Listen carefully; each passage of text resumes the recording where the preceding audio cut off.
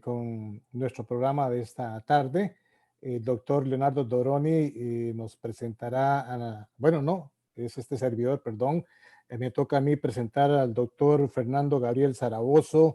El doctor Zaragoza, catedrático universitario, abogado, licenciado en Derecho. Don Fernando estará disertando esta tarde sobre las nuevas políticas de seguridad en Argentina. Doctor Gabriel Zaragoza, bienvenido a la red internacional. Además, debo decirles que el doctor Zaragoza es nuestro director ejecutivo de la red internacional de profesionales en seguridad en Argentina. Don Gabriel, buenas tardes. Bienvenido, Fernando. Buenas tardes a todos. ¿Cómo están? ¿Todo bien? Bueno, se me escucha bien, ¿no? ¿Se escucha el audio? Sí. ¿Bien? Perfecto. Se le escucha bien, don Fernando. El doctor Leonardo Doroni quiere tomar la palabra. Muy bien, Fernando. Muchísimas gracias por estar en este evento desde México. Y bueno, la verdad que el tema que estás planteando en estos momentos es sumamente importante para repensar, como hablábamos, el tema de la seguridad de los países en esta nueva situación social y política y económica, ¿no? Y en esto que también el compañero Javier también planteaba sobre las dificultades internacionales con la globalización, las vulnerabilidades diferentes, ¿no? que tenemos que ir asumiendo. Entonces vamos a ir viendo cómo desde Argentina entonces se replantean las nuevas políticas de seguridad. Muchísimas gracias por compartirnos y estar aquí. Muchísimas gracias. Muchísimas gracias a la red, muchísimas gracias a México por darme esta oportunidad. Y bueno, la verdad que coincido con vos, Leonardo, en la importancia que tiene este tema, y especialmente para las sociedades que siempre demandan y necesitan alguna respuesta por el tema de la seguridad. Yo voy a compartir pantalla, si están de acuerdo, a ver si estoy habilitado. A ver. Sí, adelante. Perfecto, se ve, ¿no? ¿Se ve correctamente? A ver, lo voy a ampliar. Un segundito.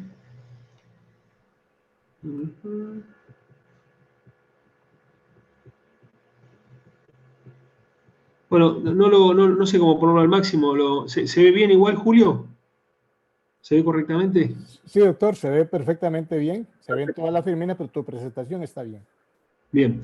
Bueno. Si lo pones abajo a la derecha, que tienes el botoncito para la ampliación. Ahí lo encontré. Como una copita, una S. Ahí. Excelente. Bueno, como decía recién, el tema de las políticas de seguridad es una demanda permanente que hacen nuestras sociedades, les hacen a los estados, les hacen a sus dirigentes. Y la verdad que, bueno, un poco la problemática que nos plantea permanentemente el problema de la seguridad nos invita a repensar los problemas y los desafíos que se nos presentan.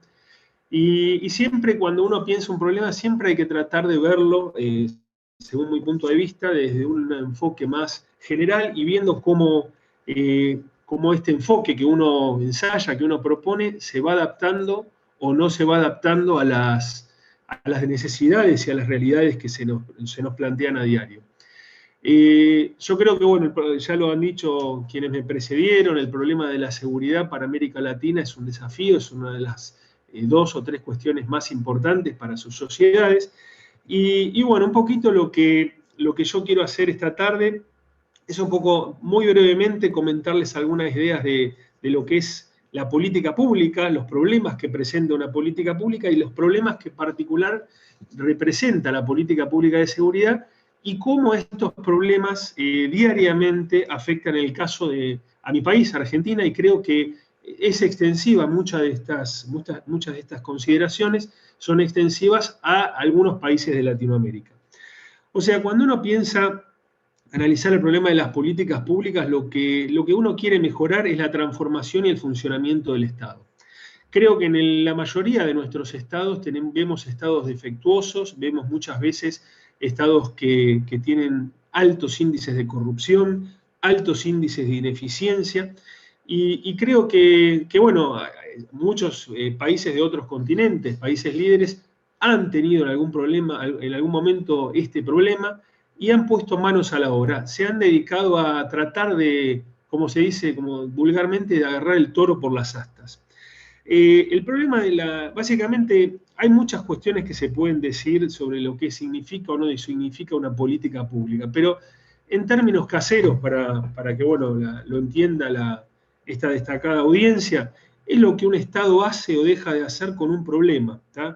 Y bueno, acá lo que es muy importante también entender, que ninguna sociedad tiene los recursos humanos, recursos financieros o las capacidades para atender todas las necesidades y demandas. Y entonces eso requiere de que necesariamente hay que elegir qué problemas se van a atender ahora y cuáles se van a posponer para más adelante. Entonces acá tenemos el problema, la cuestión de la seguridad, si es más o menos importante en lo que compite con algún aspecto de cuestiones vinculadas a la educación, en cuestiones vinculadas a la salud, en cuestiones vinculadas, qué sé yo, al desarrollo económico. Entonces, como yo decía antes, no tenemos los recursos para atender todos los frentes, tenemos que seleccionar. Y esto es importantísimo. Y muchas veces, esto lo que también requiere, que como no se pueden encarar todos los problemas en simultáneo y al mismo tiempo, tenemos que pensar en una estrategia que básicamente uno tiene que entender que cuando planifica, la idea de planificación no se utiliza en términos técnicos, sino en un término vulgar.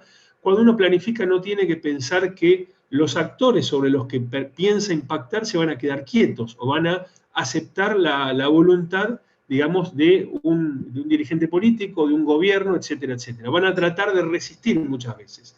Entonces, esta situación, digamos, de permanente modificación de una de las intenciones que tiene para tratar de modificar las políticas y cómo impactan en la sociedad, cómo impactan en los distintos actores y cómo otros actores tratan de resistir estas modificaciones, requiere que se utilicen otro tipo de enfoques. No sirven los enfoques estáticos. Hay que tratar de ver el problema de una manera dinámica y secuencial. Y un tema también interesante, que no lo podemos obviar, es el tema de que, como yo decía, no hay posibilidad de encarar todos los problemas al mismo tiempo, hay que seleccionar, y en el momento que seleccionamos, eso que nosotros seleccionamos es un problema. Eso no quiere decir que no haya otros problemas. Y esa lucha por entrar en la agenda, que ahí me estoy adelantando algunos pasos, es una lucha que se da permanentemente entre el Estado, que muchas veces actúa en base a demandas sociales, a veces actúa en base a una iniciativa propia de problemas que la sociedad no los considera importantes, pero los actores que intervienen en el Estado intentan poner un tema en la agenda o muchas veces intentan sacar un problema de la agenda.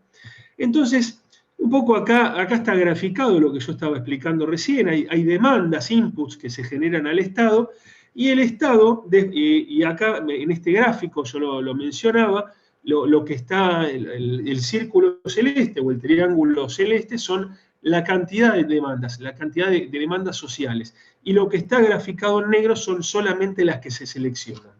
Entonces acá es importante entender que acá los actores que tienen un rol relevante dentro del Estado no son todos los actores, son algunos. Entonces es importante entender quién en algún momento tiene la posibilidad de transformar una cuestión que no es, digamos, no es considerada un problema, la transforma en un problema y de ahí se hace una política pública. Entonces acá hay una cuestión que hay que entender siempre que se analiza una política pública de seguridad.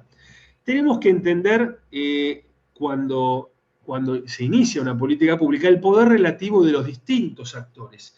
Si nosotros no hacemos eso, nosotros caemos en una suerte de inocencia para encarar los problemas.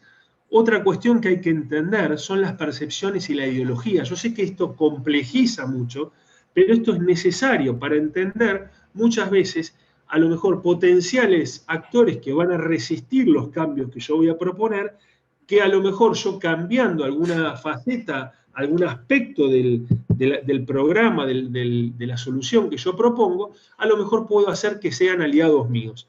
También tengo que entender el tema de la capacidad de movilización y de veto. Esto hay que entenderlo previamente a encarar una acción. Hay que entender las alianzas, los conflictos, y esto es muy importante, las estrategias de acción política. En esto de las estrategias de acción política, la capacidad de movilización y también con los recursos que cuentan, hay que entender muy puntualmente, y espero alguna pregunta más adelante, el rol que tiene el crimen organizado. El crimen organizado tiene la capacidad de bloquear una cuestión que puede ser legítima, de poner una cuestión que no es legítima, pero que de alguna manera, como están relacionados con los actores que yo mencionaba acá en negro, los decisores, con esos actores, tiene la capacidad de que esa decisión que ellos quieren la pueden implementar en una suerte de política pública. Entonces, hay muchas cuestiones que podemos decir, pero hoy me gustaría hablar, teniendo en cuenta el caso Argentina, el grado de autonomía que tiene el Estado. No siempre, como yo decía antes, el Estado refleja las demandas sociales. Hay veces que hay cuestiones que son de grupos minoritarios, a lo mejor no es por cuestiones económicas, puede ser por cuestiones ideológicas, que son los que imponen la agenda. Entonces, y hay otra cuestión más que complejiza el análisis. En la política pública no interviene un único decisor, intervienen varios decisores y varios actores que están vinculados a la política pública. Entonces, yo por ejemplo, cuando pienso en el caso de defensa, podríamos hablar del caso de defensa o el caso de seguridad, hay distintos actores que intervienen en estas cuestiones, en estas políticas. Por ejemplo, acá yo menciono sobre la izquierda, abajo, Policía Federal, Gendarmería Nacional Argentina, Prefectura Naval, Ministerio de Seguridad, Poder Judicial, Servicio Penitenciario, Aduana, el Poder Ejecutivo como actor, digamos, diferente de todos estos. Y esto es importante entenderlo así, porque puede ser que a lo mejor muchos de los organismos que yo considero que están jerárquicamente alineados, puede ser que en algún momento yo quiero modificar algo y esos no me van a acompañar. Entonces tengo que tener en cuenta que esa resistencia, cómo poder evitarla, cómo reducirla, y a lo mejor cómo aislar esa resistencia. ¿tá? Entonces, otra cuestión que hay que tener en cuenta, lo que es la política pública, y lo vamos a mencionar un poco, son los impactos. Los impactos, hay impactos de la política pública que son los deseados, y hay muchas veces que se dan impactos de política pública que no son los deseados. Entonces, y muchas veces un impacto que se da en una política de seguridad no era una cuestión, digamos, que se tuvo en cuenta en otra política pública que se dio. Por ejemplo, yo siempre doy el caso de, en algún momento en Argentina, en plena crisis económica, se tomó la medida de que las autopartes de mi país, o sea, para que se incrementara la cantidad, la actividad económica de las autopartes de mi país, se elevaron los aranceles de importación de estas autopartes que venían de Brasil en este caso. ¿Y eso qué generó como efecto indirecto no deseado? Que al incrementarse el precio que iban a cobrar las autopartes argentinas, se fomentara, digamos, el negocio de robo automotor. Y particularmente, como ya por la tecnología, por las distintas cuestiones técnicas, para hacer un robo automotor se necesitaba la llave de ese automotor, era necesario sacarle la llave a la persona que manejaba, que lo conducía, en el momento que se estaba subiendo, cuando se estaba bajando, o a lo mejor, qué sé yo, cuando estaba detenido ocasionalmente. Y eso terminaba generalmente con la resistencia de la víctima, terminaba en el homicidio. Entonces, si nosotros pensamos políticas públicas para entender este ejemplo que fue real, en algún momento se ideó lo que se llamó el Plan Integral de Seguridad. ¿Y en qué consistió este Plan Integral de Seguridad? Nosotros teníamos distintas opciones, digamos, ahí en la agenda. Y, por ejemplo, podríamos pensar como solución posible, qué sé yo, incrementar la cantidad de policías, tratar de que haya un policía por cuadra, eso es totalmente inviable, o tratar de que, qué sé yo, hubiera un policía por auto, lo cual también parece inviable. Y la otra opción que finalmente se llevó a cabo fue empezar a controlar el negocio de las autopartes, digamos, ilegítimos. ¿Y esto cómo se hizo? Lo que nosotros llamamos en los desarmaderos empezó a haber una suerte de control sobre los desarmaderos, que son talleres, digamos, establecimientos que permiten cortar un auto. También se empezó a controlar muy efectivamente el negocio donde se comercializaban las autopartes. Y bueno, de esa manera, ese mercado que era incipiente se cortó abruptamente. Y eso en poco tiempo, aunque les parezca, digamos, ilusorio, en poco tiempo permitió reducir la cantidad de robo automotor y también la cantidad de homicidios. ¿tá? Entonces, muchas veces eso es lo que hay que entender de una política pública. No, el efecto a lo mejor no se va a conseguir, digamos, de manera directa, sino de manera indirecta, y a lo mejor tenemos que entender las secuencias de tiempo. Entonces, bueno, estoy seguro que esto lo conocen bien, la audiencia la conocen bien, pero hay cuestiones que a mí me parece importante. Cuando nosotros analizamos los impactos, que esto es necesario, nosotros tenemos, esto nos permite conocer las instituciones políticas existentes, tratar de que el pueblo también transforme problemas en cuestiones. Muchas veces nosotros damos por supuesto que hay una situación, digamos, que una política pública va a resolver. Y a lo mejor, no, lejos esa situación o solución que nosotros proponemos lo va a lograr. Entonces también lo que nos permite la medición de los impactos es también a quién se debe, por ejemplo, a qué institución se debe la reducción en un problema. ¿tá? En el caso, por ejemplo, que yo mencionaba de las autopartes. Entonces habrá que ver cuál de las instituciones y en base a qué tarea que hacían permitió mejorar, por ejemplo, los índices. Cuando nosotros, algo que se habla siempre en políticas públicas es que lo que no se mide no existe. Y es muy importante medirlo. Yo hoy tengo muchas mediciones que le puedo hablar del caso de Argentina, vamos a hablar, digamos, en términos más generales, pero lo que les quiero decir es muy importante cuando hablamos de cualquier política, y machaco con esto, el tema de que hay que medir. Tenemos que preparar indicadores, tenemos que pensar cómo vamos a conseguir la información de manera verdadera, de manera honesta, y después en base a esas mediciones tenemos que nosotros empezar a trazar distintos planes o distintas soluciones. Entonces, importante, un tema que me parece interesante. Yo había hablado antes que muchas organizaciones que intervienen en el tema de seguridad, de defensa, de salud, en todas las... no hay una única organización que interviene en esto.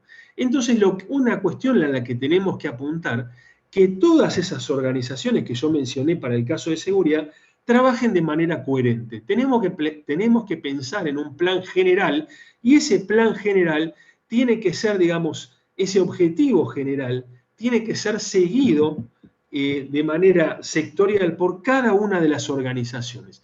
Entonces es muy importante, en el caso de Argentina y en el caso de otros países de Latinoamérica también, que ese objetivo general que tiene que definirse sea después seguido y tiene que ser efectivamente perseguido por cada una de las organizaciones.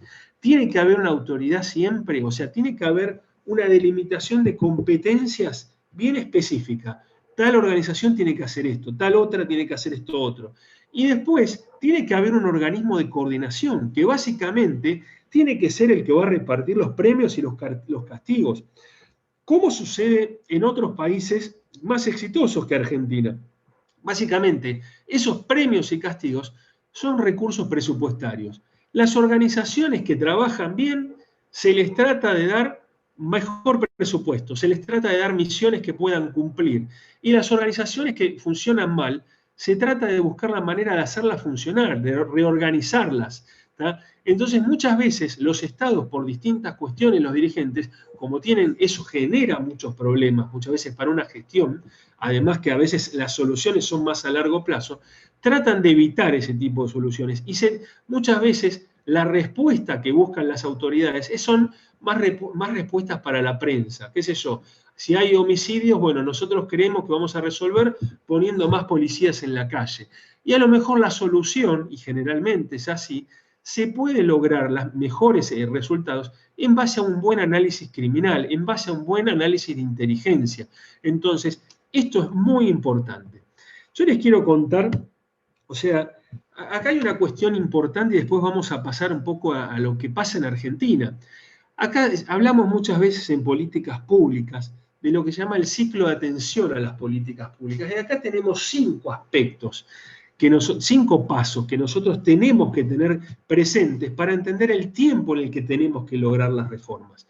Hay una etapa anterior al problema, que se ve una situación indeseable. Hay un descubrimiento alarmante y un entusiasmo eufórico. La sociedad dice, tenemos que ocuparnos de esto. En algún momento en Argentina, cuando se había secuestrado a un joven que se llamaba Axel Bloomberg, empezó, digamos, una movida de prensa, de comunicación para tratar de resolver los problemas que estaban asociados con los secuestros extorsivos. Se incrementaron las penas, se mejoraron en ciertos aspectos la efectividad policial, se buscaron mejores formas para investigar, y después empezamos a ver la realidad, ¿tá? O sea, un poco tiene que ver con este entusiasmo eufórico que les digo, y después empezamos a ver esta percepción del precio del progreso. Empezamos a darnos cuenta lo que cuesta hacer una reforma, ya sea presupuestariamente, en términos políticos, y también, no menos cierto, en términos de imagen. O sea, en términos políticos, muchas veces, yo insisto con esto, una solución no es breve la solución para un problema. Hay que pensar en una cuestión de secuencias, que se llama estrategia, y estas secuencias, digamos, a lo mejor no dan el efecto que se desea en el corto plazo. Los gobiernos exitosos no cambian de política todos los días para tratar, digamos, de demostrar que hacen algo. Las buenas políticas de los gobiernos anteriores tratan de darse continuidad. Esto no es algo que sucede en Argentina. Y acá tenemos las dos partes, digamos, los dos pasos que son muy, para decirlo, que generan desánimo. Empieza a aparecer el descenso paulatino de la intensidad del interés público. La gente ya empieza a pensar que eso que antes parecía importante dejó de serlo, y hay una etapa posterior al problema, que ya la sociedad ya no está dispuesta a ocuparse de ese problema. Un buen dirigente, un buen conductor de este tipo de situaciones tiene que entender que tiene un tiempo para hacer las cosas. Y hay cuestiones que las va a poder hacer en un tiempo más breve y hay cuestiones que las va a poder hacer en un tiempo más prolongado. Entonces, hay una relación que yo menciono siempre entre la política y la estrategia. Y con esto vamos a dejar un poco la cuestión teórica. Lo que es la política básicamente fija los fines. Y la estrategia, un poco como yo lo adelanté, es un poco la secuencia de pasos que uno tiene que seguir. Entonces, uno si lo quiere simplificar, son como las dos caras de la misma moneda. Entonces acá tenemos que entender cómo pensar estratégicamente. Primero, hay cuestiones que tenemos que conocer. Los recursos son escasos. Esto es una clave en política pública. Las necesidades son ilimitadas. Los sistemas de seguridad no parten de cero, tienen una historia las instituciones y tienen una forma de entender el problema, y cada organización vinculada al problema tiene una solución que cree que es la mejor. Entonces, acá es importante el problema de la coordinación. Tiene que haber una autoridad política que coordine qué hay que hacer, cómo se va a hacer y qué recursos se van a destinar a eso. La estrategia es un poco, como idea general, es una manera de asignar medios para lograr fines. Esto es importante. Si a un problema no le asignamos medios, no le asignamos recursos, nosotros con eso estamos dando a entender que no nos interesa el problema. Y otro problema que también nosotros tenemos que entender para aventurarnos en esta idea es el tema que hay normas, hay instituciones y organizaciones que resisten el cambio. Esto yo lo mencioné anteriormente. Entonces, acá hay una cuestión que es muy interesante. Acá tenemos que pensar los objetivos políticos de la defensa. En este caso vamos a empezar por los de la seguridad. Y estos serían dos objetivos clásicos de la seguridad: proteger a la sociedad de hechos criminales. Y otro objetivo sería asegurar la vigencia de la armonía en la comunidad. Entonces, estos dos objetivos que parecen naif, que parecen, digamos, poco útiles, tienen que servir de guía para generar otros objetivos sectoriales de cada una de las organizaciones que están vinculadas. Hay otra cuestión que también tenemos que entender. No todas las organizaciones son públicas, las organizaciones que están vinculadas a un problema de seguridad son públicas o están jerárquicamente dependen jerárquicamente por ejemplo, de un presidente. Hay organizaciones que tienen otro tipo de conformación institucional.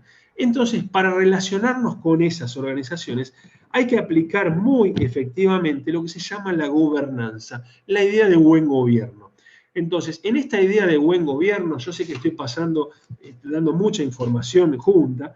Básicamente nosotros lo que tenemos que pensarlo, el objetivo principal de un buen gobierno en temas de seguridad es mejorar las condiciones de vida de la gente, hacer que la gente se sienta más segura y tratar de proteger ciertos objetivos y fines que tiene la sociedad.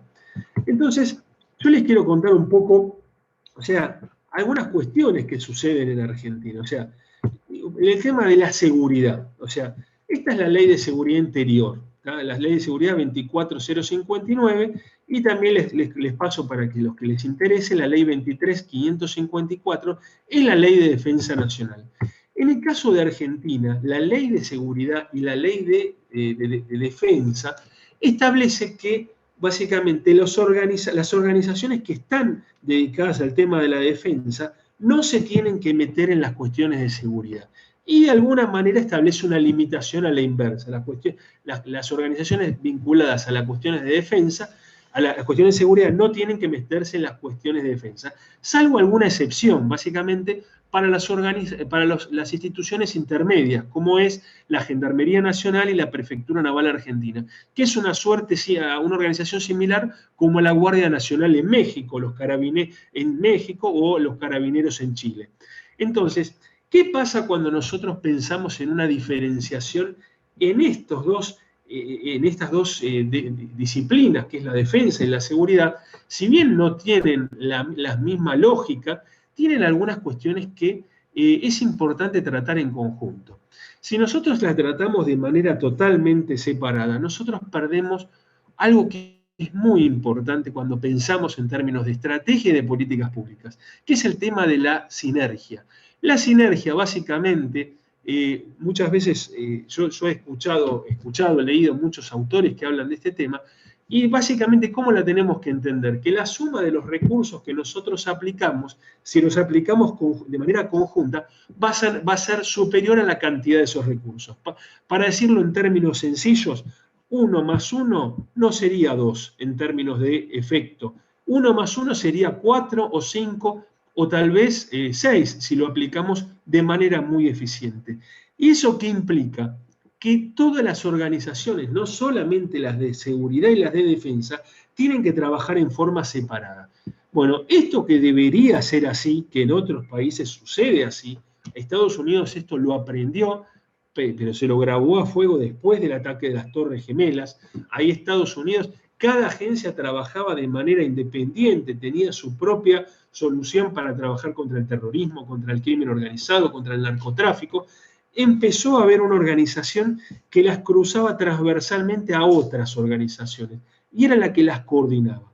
Entonces, y además, en los países, por ejemplo, como el mío, que es federal, además de las organizaciones que dependen del gobierno nacional, hay que coordinar con organizaciones que dependen de gobiernos de menor nivel, por ejemplo, gobiernos provinciales o de estados locales o de municipios. Entonces, acá hay que tener una idea también clara. Cuando nosotros tenemos más dependencias que dependen de otros actores de poder, se complejiza más la posibilidad de ser exitoso. Eso no quiere decir que es una barrera absoluta, pero no es lo mismo coordinar una única organización que depende de una sola cabeza, a la cual yo le fijo a cada uno de sus actores, dependencias subalternas, le fijo una responsabilidad, que tener que coordinar con un montón de actores políticos que cada uno tiene un grado de autonomía. Esto complejiza muchísimo la solución. Entonces, ¿qué les puedo decir del caso de Argentina? Acá un poco ya les había adelantado, hay una división excluyente en ambos casos. Hay una carencia de estrategias conjuntas, hay una imposibilidad de que esto genera una imposibilidad de lograr sinergia, y esto es muy importante, que en el caso de mi país hay un predominio de concepciones ideológicas para conducir estas disciplinas. En el caso de Argentina, es célebre, por ejemplo, lo que se llama el golpe de Estado de 1976, que de alguna manera, a raíz en el año 82, Argentina pierde la guerra con Gran Bretaña, y esto generó, digamos, una pérdida para decirlo de alguna manera, una pérdida de imagen del gobierno en ese momento. Además, bueno, de las cuestiones, digamos, políticas que cabe hacer al respecto. ¿Y qué generó esto? Generó que automáticamente, cuando vuelta la democracia, los actores políticos, lo primero que hicieron fue, los actores políticos que vinieron con la democracia, fue tratar de que los militares nunca intervinieran más en cuestiones de seguridad interna. Y esto me parece, de alguna manera, una solución, digamos, para ese momento. Pero hoy la solución de nuestros países, la situación de nuestros países, no es la misma situación que la que teníamos en el 83 o en años similares para otros países que salieron de ese mismo proceso. Hoy tenemos un actor internacional, y fue mencionado también por el anfitrión de México, es el tema del crimen organizado. El tema del crimen organizado que se va metiendo como el cáncer en los lugares donde se le va permitiendo. Y cuando no hay barreras que le permitan, digamos, que le impidan el acceso, se va consolidando y se va poniendo más fuerte. Entonces, esto es muy importante. Hoy no tenemos la misma situación institucional que teníamos hace 30 años. Hoy tenemos que pensar que el crimen, en el caso de Argentina, yo les puedo comentar, tenemos 1000 formas de saber que el crimen organizado está instalado en mi país. Hay mayor cantidad de consumo, hay, además de eso, mayor cantidad de distintas actividades relacionadas con el crimen organizado que las que había antes, y eso va generando, eso genera que digamos que se vayan dando determinados cambios. Uno de esos cambios, que es hay que estar muy alerta, es el tema que a la gente le va pareciendo normal que, por ejemplo, distintos sectores, distintas familias, distintas personas, se dediquen a actividades vinculadas al crimen organizado. Entonces, eso es un tema que hay que pensar en una contranarrativa, tratar de ver cómo tratamos de cambiar esa lógica. ¿Tá? Otra cuestión que es importante, esto ya lo había mencionado, es el tema de los numerosos cuerpos policiales. Acá, cuando nosotros tenemos muchos cuerpos policiales, tenemos que pensar en cómo hacer para que todos sigan una misma línea estratégica. Esto es algo que no sucede en Argentina. Y además tenemos que entender algo más que sucedió en Argentina, que es el efecto de la pandemia. La pandemia, digamos, ¿cuál fue la solución que siguió mi país para enfrentar la pandemia? Trató de poner una cuarentena durísima, o sea, lo fue haciendo progresivamente. A medida que la gente no acataba las directivas de esta pandemia, se fue poniendo cada vez más dura la cuarentena. Y llegó un momento que las misiones que antes tenía la policía, que era para luchar contra la inseguridad, contra el crimen organizado, básicamente, su único foco de atención fue cómo asegurar la cuarentena. Entonces se pusieron policías por todos lados, en las carreteras, en distintos lugares, se hacían distintos operativos para evitar que la gente se reuniera, que la gente circulara, etcétera, etcétera. Entonces, esto no es neutral. En el momento uno tiene que entender que cualquier vacío de poder que uno deja, alguien lo ocupa. Y yo no digo que probablemente el crimen organizado está acostumbrado a lidiar con organizaciones estatales, y esto es así, pero cuando uno le deja la cancha libre, después la situación que el Estado, que las agencias estatales conocían de estos actores de crimen organizado, ha variado, y eso le da una ventaja impresionante a los actores de crimen organizado.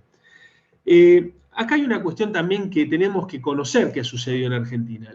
En mi país, las investigaciones de crimen organizado, de las investigaciones de delitos, están a cargo de fiscales, de jueces que conforman el Poder Judicial.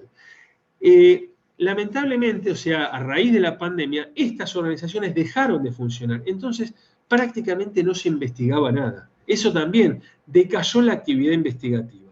Entonces, ¿cómo perciben las agencias policiales? ¿Qué ha sucedido? Y sienten que, digamos, están en un parate, están en el limbo, no entienden muy bien para dónde tienen que ir. Y esto se debe, esto hay que decirlo, a una falta de conducción, a una falta de conducción política. O sea, en el caso de Argentina, muchas veces lo que es los ministerios, las carteras de seguridad, la cartera de defensa, no se destinan a expertos, a gente que conoce del tema. Se lo pone como un puesto político que va en contraprestación por algún favor o acción que hizo un dirigente político. Y eso es un grave error, porque esa persona que tiene que conducir mínimamente tiene que entender la disciplina. ¿Qué termina sucediendo? Que los quienes deberían ser conducidos no son conducidos muchas veces. ¿Y esto qué genera? Y genera, digamos, que las personas que quieren, dentro de las fuerzas, que hay muchas, que quieren trabajar, que quieren hacer las cosas bien, a veces sienten el efecto desánimo, que digamos, cualquier cosa que hagan no es interpretada de la misma forma por los actores políticos que no conocen el problema, y de alguna manera, por ejemplo, lo que es crimen organizado, digamos, le ponen trabas para avanzar en investigaciones. Esto es algo que cuando nosotros le ponemos trabas para investigar a las agencias policiales, de vuelta le estamos dando a los actores de crimen organizado, le dejamos la cancha libre. Y eso es algo muy negativo. Hay cuestiones también que hay que mencionar de la actual política. Tengan en cuenta que hasta diciembre del año pasado había un gobierno, el gobierno del presidente Macri, y después en diciembre, el 10 de diciembre, comenzó un nuevo gobierno que es el del presidente Alberto Fernández. Y hay pruebas al respecto. Con la nueva gestión, una tolerancia a usurpaciones, que después trataron de cambiarlos. Empezó a incrementarse de manera exponencial las usurpaciones a distintos terrenos, a distintos lotes. Y acá tenemos a la izquierda un dirigente que se llama Grabois, un poco quién es el que llevaba adelante estas cuestiones. Y esto fue tolerado por las distintas autoridades vinculadas al tema de seguridad y al más alto nivel nacional. Entonces, ¿qué decía Grabois? Básicamente que había gente sin techo, sin tierra, que había que darles un lugar. Este es un lado, digamos, del problema. También hay gente que perdía su terreno, su campo, etcétera, etcétera, por esta usurpación. Y se empezó a dar otro fenómeno que también, vamos a volver para atrás, que también lo mencionaron antes, de grupos violentos. Abajo a la izquierda empezaron a aparecer los grupos, volvieron a aparecer, porque ya habían empezado en otra época, pero se empezaron a tomar medidas al respecto, los grupos mapuches, que son, digamos, aborígenes, que supuestamente son de la zona de la Patagonia, que empezaron también con la toma de tierras, y empezaron a tomar y a saquear y a incendiar distintos lugares en el sur argentino. Inmediatamente con eso empezaron las personas que tenían esas casas, esas tierras, empezaron a pedirle respuestas al Estado. Y el Estado estaba todavía medio tímido en esto. Tuvo que haber incendios, tuvo que haber algunas cuestiones de violencia para que el Poder Ejecutivo, digamos, tímidamente, ustedes fíjense, Frederick es la ministra de Seguridad de mi país, que dice sobre la toma de tierras en Villa Mascardi, no es un tema de seguridad. Entonces, podríamos decir, imagínense si dijéramos lo mismo sobre el caso de los robos, qué sé yo, de algún robo a cartera de alguna mujer o de algún robo en un banco, si dijéramos que no es un problema de seguridad. Esto realmente sonaría raro. Y esto realmente cayó muy mal. ¿tá? Entonces, ¿qué se decía? Que estaban en el camino del diálogo, pero básicamente lo que se estaba haciendo, se consolidaba la acción violenta de distintos grupos. Entonces, acá hay otra cuestión también que tengo que decir de la nueva política de seguridad. Se han sacado las herramientas para la acción policial. Como ejemplo, les puedo dar, el gobierno revocó el protocolo sobre uso de armas de fuego. Después de mucho tiempo, había una cuestión de inseguridad jurídica tan grande para los policías por miedo a ser acusados de abuso policial, de violencia policial, que en algún momento, al final de su mandato, la anterior ministra de Seguridad sacó un protocolo para utilizar las armas de fuego. Entonces, los uniformados, si actuaban dentro de ese protocolo, sabían que estaban amparados por la ley. Lo primero que hizo, una de las las primeras medidas que tomó la ministra de Seguridad fue sacar ese protocolo. Entonces, empezó a haber una suerte de incertidumbre. Hubo mensajes a los policías, a todos los funcionarios de seguridad, que básicamente había que evitar el uso de las armas. Aún a veces para proteger la propia vida. Entonces, acá hay una cuestión que terminó generando esto, y sobre todo en el personal policial más joven, que muchos dudaran tanto, y en una situación crítica no se puede dudar, que muchos perdieron la vida porque demoraron. Por ejemplo, hay el caso abajo a la derecha, es un oficial policial que lo terminan apuñalando, digamos, porque él no, ante una situación, digamos, una persona con un cuchillo, no quería actuar porque tenía miedo de reaccionar. ¿Y qué terminó pasando? Que la persona lo termina matando al policía. Estas son cuestiones, digamos, de falta de conducción. Esto es una cuestión evidente de falta de conducción, no es un crimen normal. Porque si el policía hubiera tenido las herramientas, llámese un protocolo que lo ampare, a lo mejor la herramienta de las pistolas Taser, que son las pistolas eléctricas, etcétera, etcétera, a lo mejor hoy no estábamos lamentando esta pérdida.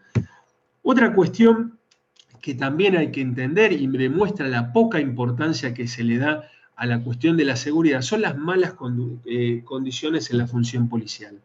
En el caso hay una fuerza policial que es una fuerza que está totalmente precarizada, que ganan poco, que los someten a unas exigencias funcionales altísimas, y esto generó en un momento determinado un proceso, digamos, prácticamente de sindicalización. Los policías empezaron a hacer manifestaciones para pedir reclamos salariales, que mejoraran sus condiciones funcionales, y esto es algo legítimo también. O sea, no parece lógico, digamos, que un funcionario policial tenga que estar reclamando esto, pero realmente sucedió, y esto no hay que tomarlo como una cuestión de indisciplina, realmente hay cuestiones que son desesperantes. O sea, yo quisiera contarles lo poco que gana un policía, las exigencias funcionales que le piden para cubrir servicios, o sea, determinadas fuerzas. Hay otras fuerzas que no es así, y eso genera que uno tiene fuerzas policiales que están totalmente sin vocación, que están realmente sin entusiasmo para actuar y hasta con miedo, porque saben que en cuanto tienen un enfrentamiento, nadie los va a amparar. Entonces, otra cuestión que también ya un poco ya la había mencionado, se han sacado iniciativas contra el crimen organizado. Se han retirado escuelas de formación de agentes encubiertos, cuestiones vinculadas también a herramientas, no se están dando los recursos necesarios para utilizar las herramientas de investigación contra el crimen organizado. ¿Esto a quién termina favoreciendo? Al crimen organizado. Y hay otra cuestión que no es menor también, es el tema de la percepción de la impunidad. Cuando la sociedad percibe que la impunidad es la regla y que a la inversa, la excepción es aplicar la justicia como corresponde, digamos, es una invitación para que todos se dediquen al crimen organizado. Hay cuestiones que están vinculadas a la política de mi país, que tienen que ver con procesos de corrupción que nosotros tenemos grandes dificultades para avanzar en ello, que de alguna manera se terminan trasladando como percepción y como señal y mensaje a otros delitos. O sea, no solamente la impunidad es la regla en lo que tiene que ver con la corrupción, sino también termina siendo la regla en lo que tiene que ver con otros delitos. Y esto lo demuestra la cantidad de condenados que nosotros vemos muchas veces en distintos delitos, que raya muchas veces las condenas para delitos de homicidio, de violaciones, de distintas cuestiones, no llega al 2%, al 3% de los hechos. Entonces, esto es indicativo de las distintas deficiencias que tenemos, no solamente muchas veces en el accionar policial, que muchas veces se le exige más de lo que puede, sino también la falta de coordinación con otras agencias, como ser el Poder Judicial. Esto es algo constante. Muchas veces, muchas causas caen por nulidades. Tenemos ahí muchos problemas para analizar. Entonces, ¿cuál es un poco la solución a esto? Pensar estrategias serias. Pensar estrategias serias. Entonces, yo voy a cortar acá, voy a tirar 2 o 3 ideas más, pero ¿cómo solucionar este tema? Entonces yo ya lo mencioné antes, tenemos distintas formas de planificar. distintas formas, podemos planificar de arriba hacia abajo, de abajo hacia arriba, planificar en función de escenarios. Tenemos distintas maneras de tratar de hacer prospectiva sobre los problemas que vienen. Lo que es importante, que una vez que nosotros hagamos ese análisis y nos fijemos el objetivo que tenemos que lograr, que todas las agencias y todas las instituciones vinculadas a ese problema tienen que estar alineados los objetivos. Mientras no logremos eso, vamos a seguir siempre chocando con el mismo problema. Hay 2 o 3 cuestiones que voy a dejarlo acá el tema, pero 2 o 3 cuestiones que quiero comentarles un poco con cómo la narcocriminalidad termina afectando, la narcocriminalidad, el crimen organizado, cómo poder enfrentar la narcocriminalidad y cómo hacer algo. Para poder hacer algo con respecto a la narcocriminalidad y al crimen organizado en particular, tenemos que pensar los objetivos que tienen estos actores. Entonces, analizar, yo siempre los menciono, estos actores, el principal objetivo del crimen organizado es tratar de ser invisible, no ser registrado, obtener recursos, seguridad de los embates estatales. Bueno, toda esta indicación de lo que es el crimen organizado, nosotros tenemos que pensar en objetivos que tenemos que lograr como actores estatales. Entonces tenemos que oponer objetivos generales a esos objetivos específicos del crimen organizado. Y entonces acá, un poco, ¿qué nos va a dar esos objetivos generales? ¿Tá? Por ejemplo, lo que tiene que ver con el objetivo del crimen organizado, ser invisible o irregistrable. Bueno, el principal objetivo es develar las relaciones, los actores, los contactos. Entonces, cada una de las instituciones estatales y que funcionan en relación a esto, tenemos que hacer que persigan objetivos y apoyen los que tienen otras instituciones. No puede ser, o sea, que por ejemplo, muchas veces sucede en mi país que cuando una agencia policial le pide a la dirección impositiva determinada información, la dirección impositiva no se lo pasa. O muchas veces pasa que se está en una investigación de lavado de dinero o de corrupción y tampoco se comparte información. Entonces, acá es un tema central, lo que tiene que ver con el crimen organizado. ¿Cómo hacer que todos jueguen con las cartas que yo necesito que jueguen? Y acá hay un tema, con esto vamos digamos, a cerrar acá.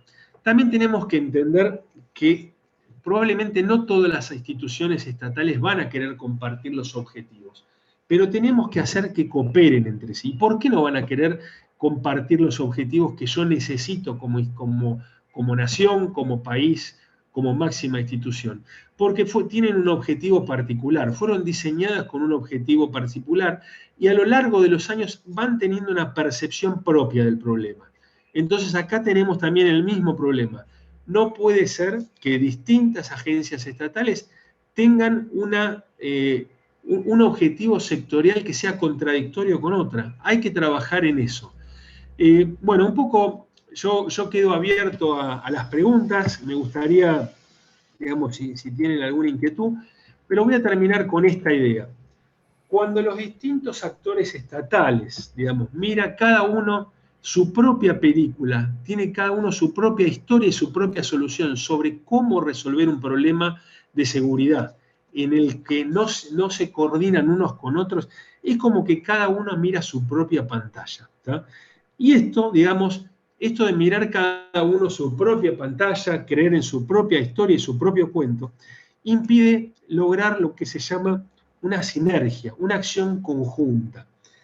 En términos militares se aplica una idea de sinergia, cross-domain synergy, que es una suerte de sinergia de dominios cruzados. Hay que entender, por ejemplo, cuando pensamos con el crimen organizado no actúa en una sola dimensión. ¿Cuáles son las dimensiones antes que nada? Hay dimensiones, por ejemplo, el aire, el mar, la tierra, lo que sería el espacio, y hay un nuevo dominio que es el ciberespacio.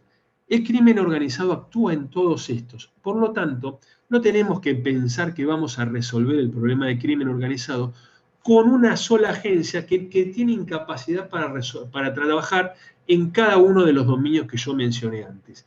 Esto es muy importante. Entonces, ¿qué hay que hacer? O sea, No podemos pensar en una sola organización que va a analizar, va a enfrentar cada uno de los dominios que yo mencioné antes. ¿Por qué? Porque pierde efectividad. Necesitamos, digamos, que cada una tenga su propia especificidad, pero sí necesitamos que coordinen entre sí.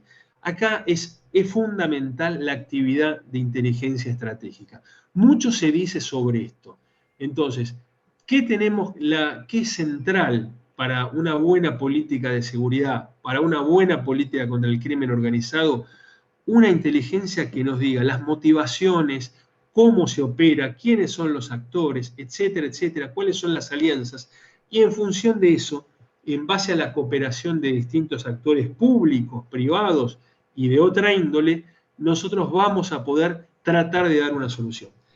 Yo le quiero agradecer especialmente al anfitrión de México, a Julia, y quedo abierto para cualquier pregunta o interrogante. Muchas gracias. Escuchábamos al doctor Fernando Gabriel Zaragoza con el tema Nuevas políticas de seguridad en Argentina. Agradecemos al doctor Zaragoza por la ponencia de esta tarde, don Gabriel. Usted nos ha dejado una gran cantidad de información muy importante para seguir analizando a través de la red internacional. Vamos a abrir micrófonos para las preguntas que quieran hacer los participantes de esta tarde. Sí, Fernando, además muy pertinente todo el contexto que has marcado, porque bueno, la situación del cambio de gobierno sobre las politizaciones sociales que han habido al respecto, hace a esta situación que se unió a los problemas del COVID, ¿no? Entonces, de alguna manera también, yo te quería preguntar, más allá de esta situación, ahora que ustedes particularmente como Argentina hasta han puesto fronteras entre los estados por el COVID, ¿cómo se está pensando también este tema de la seguridad ciudadana y esta situación que trae aparejado también las dificultades de las movilizaciones de camioneros que querían bloquear un estado de no llevarle la alimentación porque no lo dejaban pasar por ahí, etcétera, ¿no? Entonces, toda esta ebullición que se está dando a través de este nuevo marco también por las medidas COVID. Bien, es un tema muy pertinente el que vos preguntás. O sea, ¿qué puedo decirte de lo que viene? De lo que viene es una gran intriga sobre lo que viene. O sea, vemos hoy, digamos, tenemos una cuarentena que lo que hizo, el efecto no deseado de la cuarentena fue planchar la economía, y el Estado de alguna manera lo que salió fue a soportar, digamos, las distintas necesidades que tenía cada uno de los actores. De los actores me refiero de la población. O sea, el Estado ha tenido un plan muy ambicioso, lo que tiene que ver con subsidios, distintas pensiones, etcétera, etcétera, para tratar, digamos, de que esa situación de planchado de la economía no fuera tan dramática. Hoy esta situación, digamos, ya el Estado está teniendo graves problemas financieros, lo está demostrando, ya está avisando que para fin de año no van a existir más estos subsidios, muchos de estos subsidios, con lo cual uno ya prevé que va a haber una mayor conflictividad, ¿tá? O sea, hay una suerte de doble vara que está haciendo el Estado. Por un lado, bueno, está dando estas noticias: no hay plata, señores, vamos a tener que buscar otra forma. Y por otro lado hay una suerte de campañas de buenas noticias. O sea, tratamos de demostrar que no estaba todo tan mal, y de determinados hechos pequeños se trata de generar una buena noticia. Yo lo que creo, o sea, insisto, Argentina está en una situación que el 1 de enero del 2021 vamos a tener una menor inyección de dinero público en el Estado, una economía tirada, mucha gente de mi país que está esperando que abran las fronteras para irse, similar a lo que sucede en otros países, por ejemplo, de Centroamérica. Yo creo que esto después se va a ir atenuando, pero con el tema de la cuarentena, bueno, hay mucha gente que ya tiene planificado retirarse del país, y con ese retiro también se van a retirar muchas inversiones. ¿Eso qué va a traer? va a traer una mayor conflictividad. Va a haber una mayor conflictividad gremial, creo que va a haber una mayor cantidad de protestas en las calles, y un poco el Estado, lo que está haciendo el gobierno, lo que está logrando, digamos, también está poniendo temas que, digamos, hacen polemizar a la sociedad. Ahora volvió con el tema del aborto, de la interrupción voluntaria del embarazo. Ese es un tema que en algún momento siempre que hay una cuestión que se quiere distraer, se lo pone sobre el tapete. No tiene que ver con una cuestión de seguridad, pero enseguida están los que están a favor de esto y a los que están en contra. Entonces, eso lo que te permite, digamos, demostrar que muchos de los que... Es una manera de distraer, para decirlo mal y pronto. Así que no sé si con eso contesté tu pregunta, Leonardo. Micrófono, Leonardo está apagado. Sí, muchas gracias, Fernando. Como siempre, un placer escucharte. Gracias. Bien, continuamos entonces con la presentación de este foro. En la anterior disertación, la licenciada Blanca Estela desde México me había pedido la palabra y le ruego me disculpe, Blanca, no vi tu mensaje, así es que tienes la palabra en este momento. Hola, ¿qué tal? Buenas tardes y buenas noches por allá en Argentina y también en España, buenas noches. Es en relación a la seguridad privada en México. También para nuestro compañero Jonathan. Nosotros tenemos reformas a partir del 2005 sobre la ley en la Cámara de Diputados, se hicieron estas reformas en las cuales se establece que la seguridad privada es como una situación general de información que me gustaría aportar. La seguridad privada depende de la seguridad pública.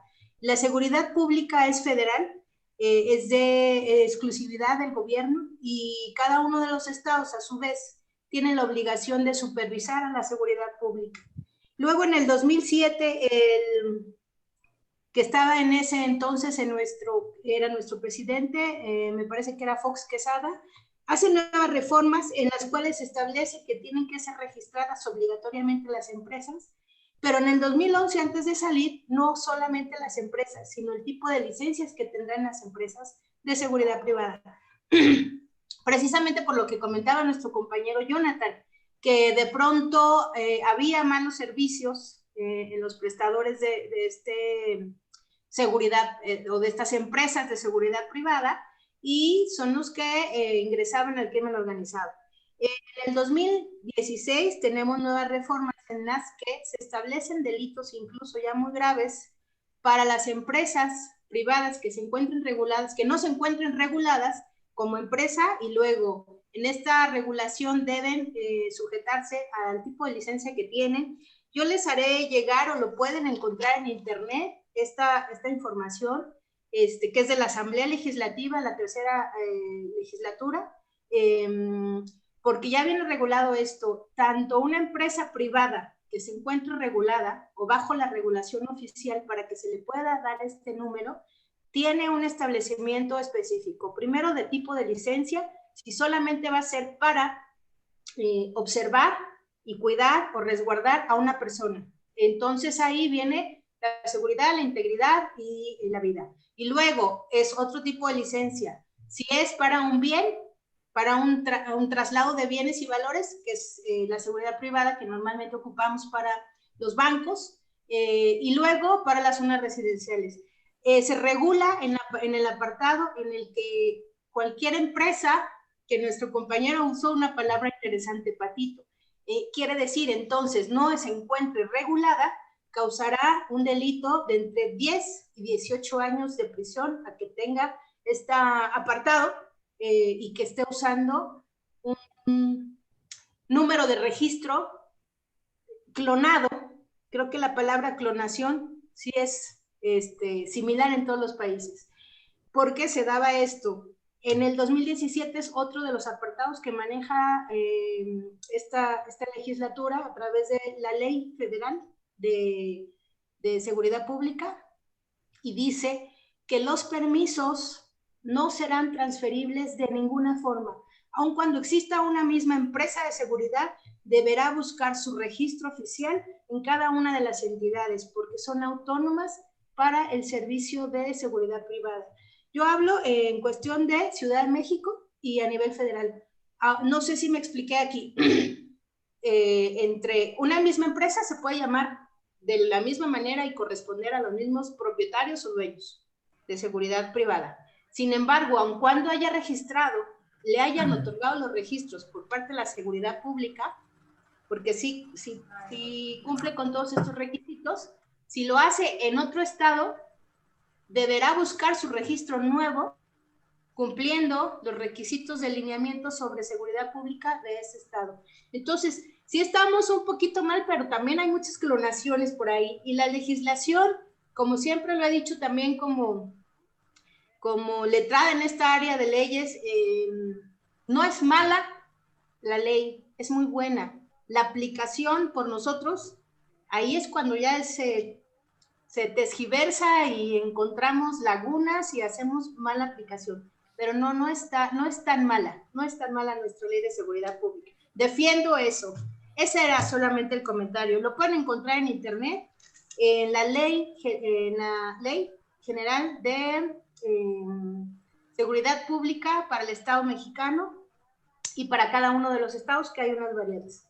Esa era mi aportación. Y yo tengo una pregunta para nuestro último ponente, que aunque me estuve saliendo, ahí tengo una preguntita muy interesante de cuestión no personal, pero sí personal de él, que me tendrá que ayudar a contestar. Para usted, ¿qué sería, de nuestro último ponente, qué sería priorizar y urgente o emergente en el caso de la prevención del delito para generar políticas públicas que puedan establecer una mejora social dentro de lo que nos comentaba usted ahorita para la comisión de delitos que se dieron en este momento de COVID? Gracias, Blanca. Escuchábamos a la licenciada Blanca Estela, gracias a ustedes. Directora del Instituto de Criminología de México. Licenciada, gracias por su participación. Don Fernando, tienen una pregunta para vos. Muchas gracias. Blanca, no entendí bien la pregunta. ¿Me la podrás repetir o reformular? Discúlpame. Claro que sí. Usted hablaba de políticas públicas. Sí. Felicidades, primero quería felicitarlo. Bueno, muchas felicidades. Ponencia de todos, excelente. Muchas felicidades y gracias por permitirme participar. Y luego la pregunta que yo le hacía a usted era, usted hablaba de políticas públicas que pudieran encaminar a mejoras en las cuestiones sociales. Sí. ¿Qué sería para usted? Bien, perfecto. Mira, urgente, porque a veces creo que hay cosas urgentes que... yo creo que uno puede pensar en muchas políticas públicas que van a tener un impacto muy positivo en distintos actores. ¿Ya? Imagínate, o seguramente en México hay lugares donde hay barrios de emergencia, donde la criminalidad o las reglas de la criminalidad son la ley y el alcance del Estado, digamos, es bastante limitado. ¿Ya? Entonces, en esa lógica, vos tenés, qué sé yo, probablemente pensemos, qué sé yo, desde...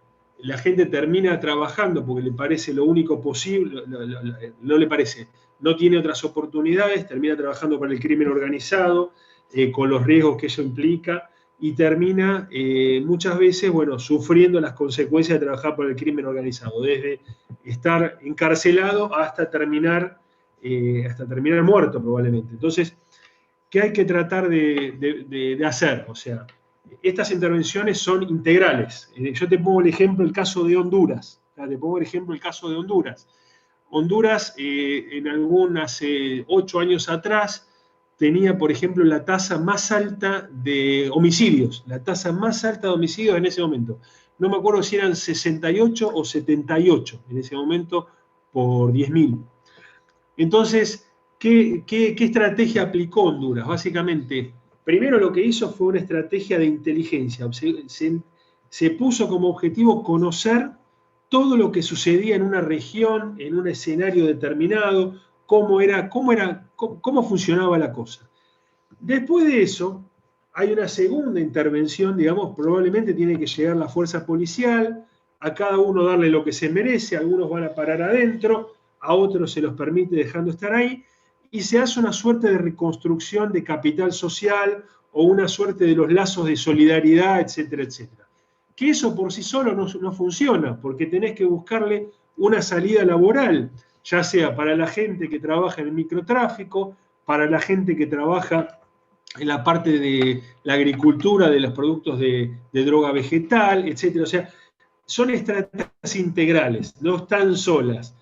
Tiene que haber una suerte de educación, volver a educar a la gente en valores, que es difícil porque en algún momento se han extraviado, entonces hay que volver a mostrarles otra cosa para que no terminen en prisión. O sea, eso es algo interesante de una política integral de seguridad. Pensar no solamente en la respuesta automática de el que cometió delito va adentro. Eso probablemente hay que hacerlo, pero además hay que tratar de volver a regenerar ciertos lazos que se rompieron. ¿tá? Eso es lo que tiene que ver, por ejemplo, con un crimen organizado. Otra cosa, por ejemplo, el tema de la prevención, trabajar mucho en el tema de la prevención, ya sea de delitos sexuales para mujeres, ya sea en lo que es el tema también atacar el tema de la trata. Hay lugares donde la trata de personas, sobre todo trata de mujeres, es la regla y no debe ser así. Entonces, me acuerdo hace muchos años, uno de los primeros casos de trata que tomaron estado público en Argentina, estuve trabajando en eso y veía que, por ejemplo, en cierta provincia de mi país, en Córdoba, era impresionante la cantidad de prostíbulos o de lugares donde atendían mujeres que eran esclavizadas, que estaban cercanos a una ruta donde transitaban muchos camioneros. Entonces, algo que se empezó a trabajar en eso, obviamente son políticas que requieren continuidad, que muchas veces esa continuidad está comprometida por un cambio de gobierno, que ya el nuevo ministro, el nuevo líder, digamos de alguna manera, no desea avalar lo que hizo el otro, entonces todo queda parado, pero bueno, creo que hay que pensar en una forma menos egoísta y tratar de pensar de una manera del bien público. ¿Qué es lo que tenemos que hacer? Esa es mi percepción, Blanca. Muy bien, muchas gracias. Veo que entonces está incluyendo las tres prevenciones, la general, la primaria, la secundaria, la terciaria, es antes que suceda, cuando sucede y la reactiva. Esto es 20 años de... Sí, 20 años para ver mejoras en un inicio. Muchas gracias. Lamentablemente, o sea, la respuesta automática, obviamente mejorar la eficiencia es central, pero también hay que reconstruir todo el tejido social dañado.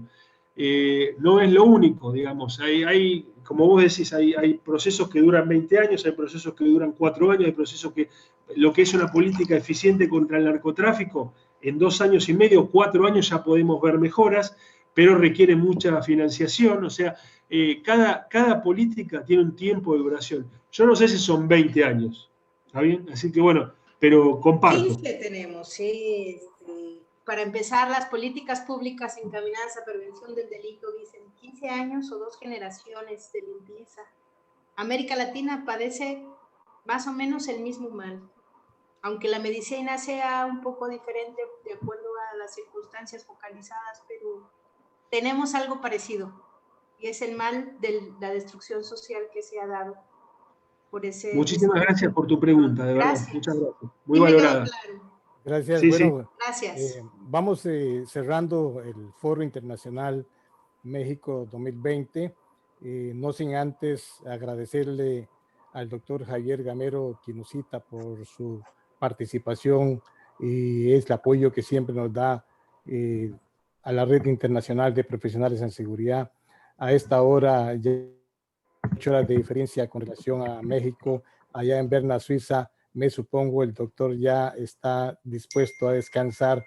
Igual tenemos al director ejecutivo de los países bálticos también, que tiene 8 horas de diferencia. Así es que vamos ya dando por finalizado este evento, agradecerle a Jonathan Hermídas por la participación. Jonathan, muchas gracias, excelente tu ponencia y sin duda alguna también la exposición del doctor Fernando Gabriel Zaragoza. Vamos a darle la palabra para irnos despidiendo al doctor Javier Gamero Quinusita.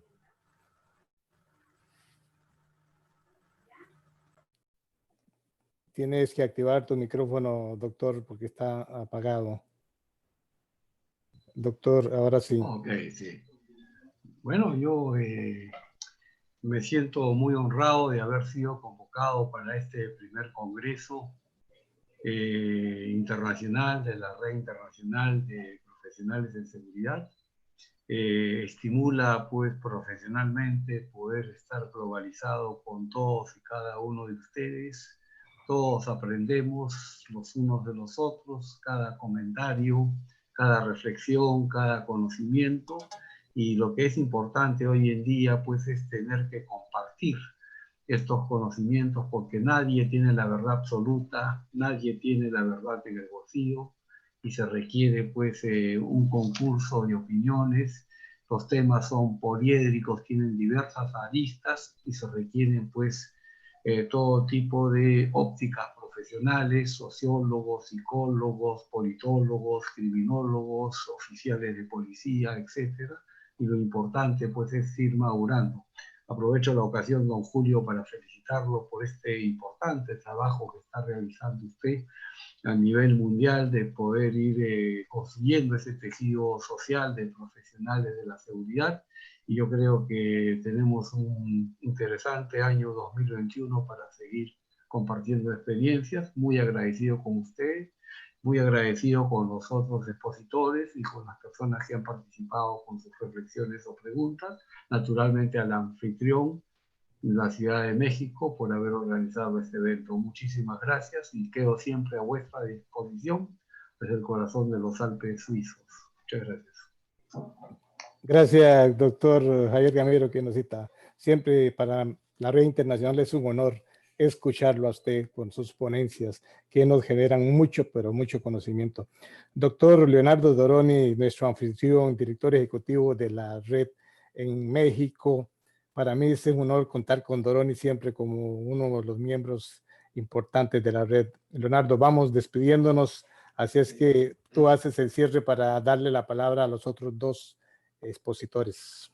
Muchas gracias, Julio. Bueno, muchas gracias, Javier. Realmente, como siempre, esas exposiciones de maestros de los maestros. Bueno, y bueno, para ir cerrando, no sé si, Jonathan, tú quisieras decir algo antes de irnos, como para cerrar el tema, que Blanca estuvo aportando a su vez algunas cositas también. Sí, gracias, doctor Leonardo. Sí, con el tema de la doctora Blanca, coincido totalmente lo que ella comenta sobre la ley de seguridad pública regularizando a las empresas de seguridad privada, pero el enfoque de la regularización también lo cambian las lagunas legales en cada estado. Entonces, exactamente la legalización de las empresas de seguridad privada en materia de cómo se hace la empresa, qué requisitos ocupa la empresa, qué circunstancias y en qué estado de la República Mexicana se va a establecer la empresa y para qué tipo de seguridad privada va a ser la empresa, ya sea hablándose de guardias blancos, a guardias armados o guardias en valores y custodia. Está normalizada por la ley de seguridad pública y la ley de seguridad. Pero aquí el enfoque es a la necesidad de certificaciones y capacitación del personal de seguridad. Eso que deja una laguna muy, muy grande, porque existe otra dependencia que es la Secretaría del Trabajo y Previsión Social en materia de certificaciones, que es simplemente una constancia de capacidades laborales, el cual deja un gran lazo de estrecho, una zanja muy grande que las empresas de seguridad privada no han podido cumplir, cumplen hasta un cierto nivel, pero coordino y estoy en total sintonía con la licenciada Blanca. Aquí es usted en este sector de la seguridad privada, hablando tanto de un punto de las certificaciones y un punto aparte de cómo se organiza una empresa. Son dos puntos muy diferentes, que la legislación ha dejado las lagunas legales todavía para poder certificar alguna empresa en materia y cumpla con la Secretaría del Trabajo y Previsión Social. Agradezco a todos y cada uno de los participantes. en la red internacional de seguridad. Me agrada el foro, todos aprendemos, como dice el licenciado Javier, es una gran oportunidad para aprender uno a otro, y agradezco totalmente al licenciado Leonardo y al licenciado Julio por darnos esta oportunidad.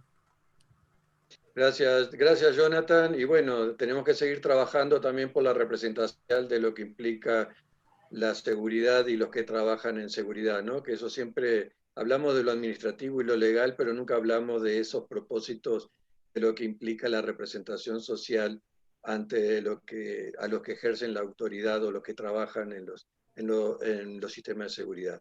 Bueno, muchas gracias. Interrumpo, Leonardo, hablando de legalidad. La ponencia que nos hace el doctor Fernando Gabriel Zaragoza sobre políticas públicas, dos grandes temas quedan sobre la mesa, que es el tema del decomiso, doctor Zaragoza, de los bienes generados sospechosos, porque no vamos a decir de aquellos que ya de por sí están verificados que vienen producto del crimen organizado, sino aquellos aumentos en el capital de personas que sin ninguna justificación de un día a otro aparecen con grandes, en la lista de los grandes millonarios. Y esa ley que es un vacío jurídico que tenemos a nivel de América Latina, porque por lo menos acá en Costa Rica todavía se discute ese tema. Y el otro es un celo policial, que es que no se quiere dar apertura a la comunicación de la base de datos de los delincuentes y de los mismos criminales. Doctor Zaragoza, ¿qué me dices de eso? La primera pregunta la entendí, ahora te la respondo. La segunda te pido si después me la repetís porque no la comprendí. Con respecto al comiso que vos dijiste muy bien, o sea, uno de los objetivos del crimen organizado, que yo no lo llegué a tratar hoy, es el tema de obtener ganancias y también obtener bienes de la actividad ilegal, ¿no? Entonces, ese es un objetivo importante. O sea, es central que el Estado tenga la capacidad de sacar esos bienes de escena. Esto lamentablemente en Argentina, y esto hay que decirlo, esa ley no pudo ser realidad. Esa ley no se aplica efectivamente. O sea, ¿por qué? Porque no tuvo los apoyos necesarios en el Congreso Nacional, porque, bueno, ciertos actores tenían el temor de que los bienes obtenidos de la corrupción se los sacaran, ¿no?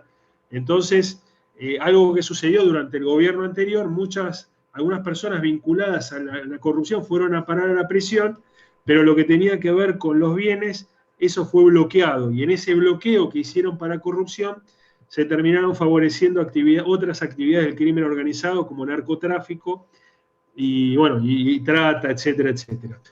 En esto hay que decir también, Julio, que también hay una gran hipocresía, porque hasta los países más serios, si bien tienen políticas de decomiso, lo que tiene que ver con lavado de dinero no son del todo efectivos como quisiéramos, ¿tá? Hay, qué sé yo, bueno, uno puede mencionar distintos lugares que, bueno, son consentidas esas situaciones, y grandes países no toman las medidas que están a su alcance. Así que eso es lo que tiene que ver con el comiso. Es importantísimo, con eso se saca el incentivo para que sigan con esas actividades, pero bueno, hay una gran efectividad en ciertas etapas del narcotráfico, pero esa gran efectividad, lo que tiene que ver con lavado, no se traduce. Y eso yo lo creo que hay una gran hipocresía. Sí, y con respecto a la segunda pregunta, no la entendí, te pido disculpas. Entonces, no te preocupes. Bueno, ya vamos. Fernando, primero, agradecerte tu participación. Como siempre, muy dispuesto a ser parte de esta red internacional en su desarrollo de compartir experiencias para generar conocimiento. Fernando Zaragoza, de parte mía, sumamente agradecido con tu participación y felicitarte también por el tema. Es un tema que está sobre la palestra y en el que hay que todavía hablar mucho de eso. Bueno, y vamos dando aviso que estamos en preparación a nivel internacional de nuestro congreso en el año 2021.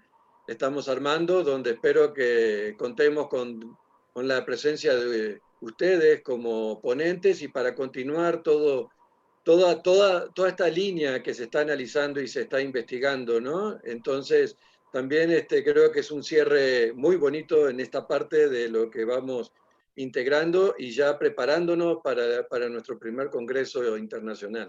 Excelente, Leonardo. Bueno, como ha sido costumbre siempre, este servidor de ustedes, 30 segundos para despedirnos, señor Jorge Martínez, licenciado Jorge Martínez.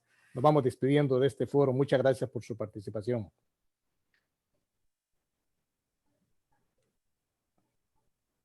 Vamos a ver, don licenciado Jorge Martínez, tiene el micrófono apagado. Bien, nos vamos despidiendo. Blanca, desde México. 30 segundos. 30 segundos. Pues muchas gracias a todos, siempre me paso más de 30. Bueno, muchas gracias a todos, gracias don Julio por permitirnos la participación.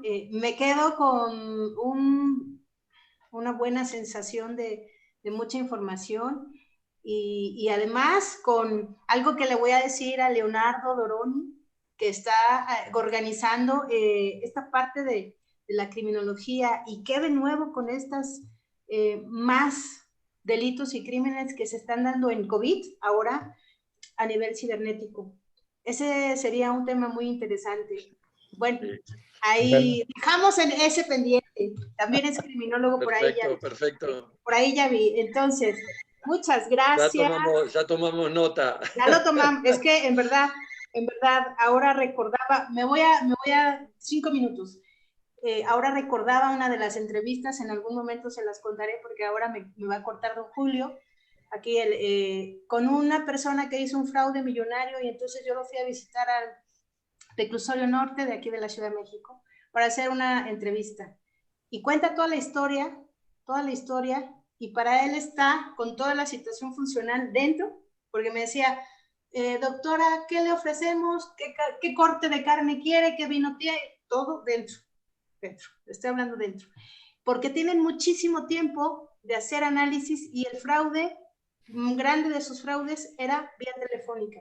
Yo me pregunto, eso tiene muchos años. Yo me pregunto ahora, fue en el 2002 más o menos, que ya tendrá 18 años. Ahora en este COVID, ¿qué tantos más delitos y crímenes en esos ámbitos debe haber? Porque no solamente tenemos los que están dentro de sistemas penitenciarios, también tenemos algunos que están fuera y dentro de una casa. Entonces me parece un buen tema por ahí, doctor Leonardo, y me despido, es un honor como siempre. Muchas gracias a todos y gracias, Blanca. Gracias, don Julio. Gracias, Blanca. Nos vamos despidiendo de esta manera. Entonces, Sergio Vera. Gracias, don Sergio, por tu participación. Tienes que activar tu micrófono, Sergio. No te escuchamos. Tu micrófono no está activado. Activa tu micrófono, Sergio. Dale clic ahí. Ahora está. Sí. Ahora sí. Ahora estamos.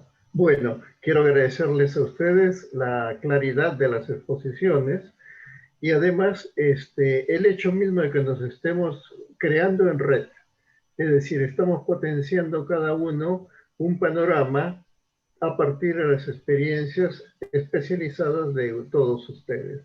Y eso es muy valioso y veo con mucho interés que vamos camino a un congreso internacional. Eso va a ser el salto cualitativo de todo este trabajo de red. Gracias a usted y estoy muy bien impresionado. Gracias. Gracias, Sergio. Bueno, nos vamos despidiendo. Gracias, Sergio. Nos vamos despidiendo. Eduardo Andrés, si gusta, 30 segundos para despedirse. Bien, ok. Gracias, Julio. Muy buenas tardes. Soy el coronel Eduardo Vidauze de la Policía Boliviana en situación de retiro. Realmente una felicitación a Fernando, a Jonathan y al doctor también por sus excelentes ponencias. Soy muy contento y bueno, predispuesto siempre a seguir y aportando también lo que se pueda. Muchas gracias. Gracias, Eduardo. Bueno, muchas gracias. Ya escucharon ustedes. Entonces, nos despedimos, don Rudy Salazar. Vamos a ver, César Huercas. Nos vamos despidiendo, don César. Puedes activar tu micrófono. ¿Qué tal? Buenas tardes. No sé si me escuchan. Perfectamente bien, César. Disculpen, estoy aquí en la oficina. César.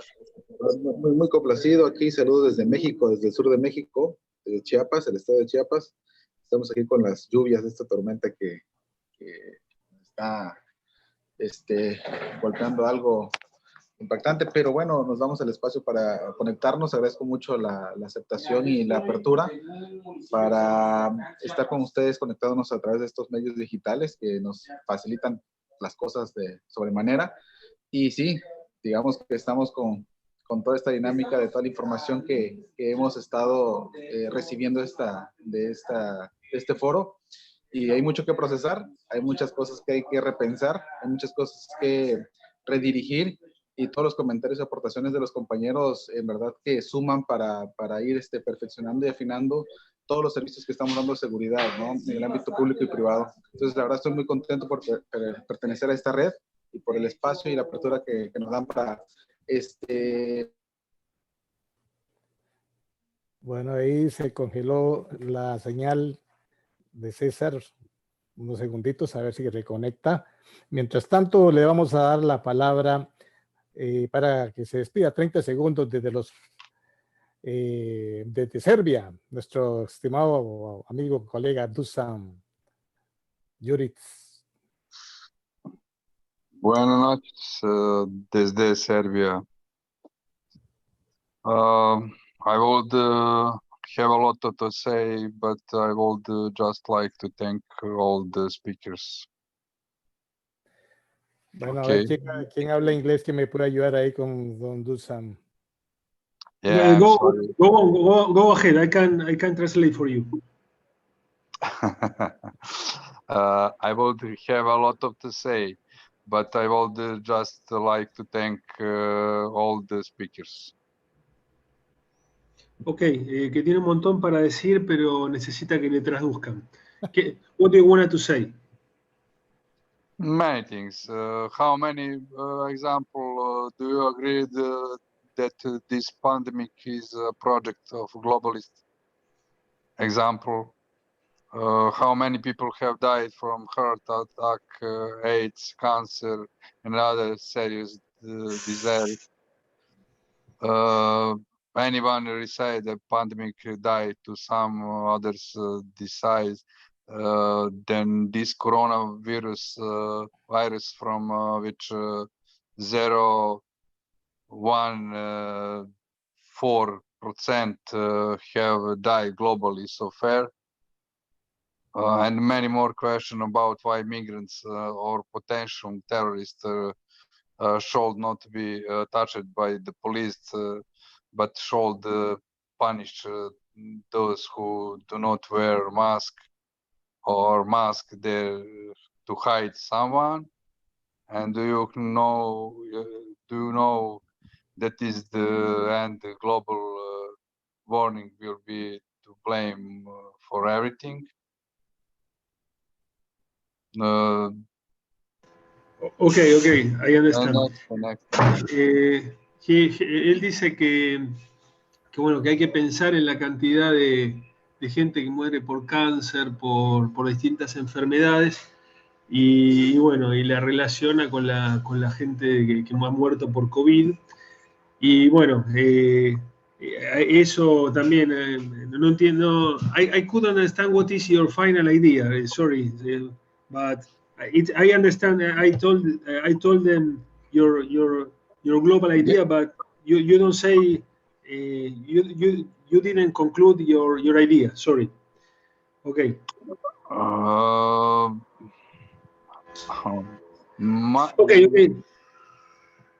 Okay.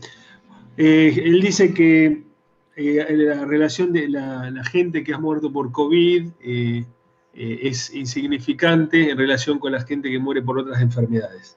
Así que, thank you for your comment, and if you want to say anything more, go ahead, please. No. Okay. I want to only tell